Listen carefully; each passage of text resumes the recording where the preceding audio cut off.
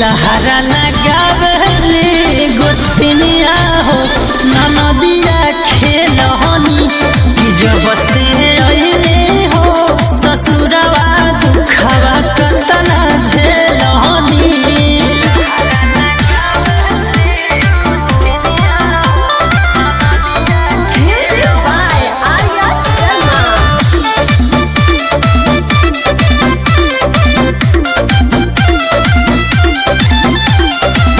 नैहर में केतनो रामा हम पूजा पाठ कैली फूटल करमवा हमरो ऐसन महरद पैली किए हो।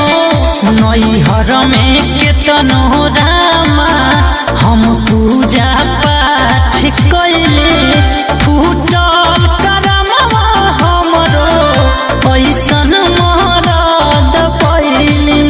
ढंग से न बोले बतियावे बेमतलब के गरियावे कि लहरा लगावली गोतनिया हो ननदिया खेलनी कि जब से अइली हो ससुरवा दुखवा केतना झेलनी।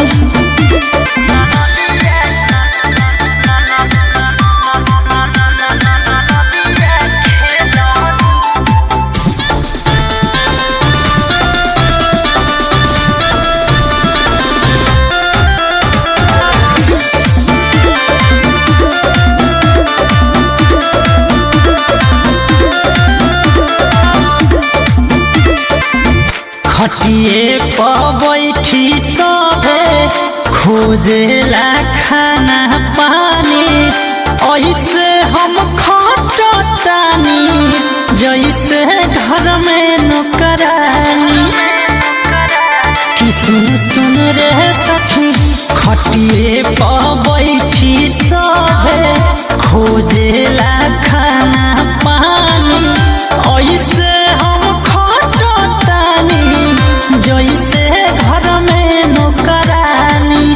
सालबन सैयानी कामा कोहरेला रोज डरामा कि झगड़ा लगावली गोतनिया ननदिया खेलनी कि जब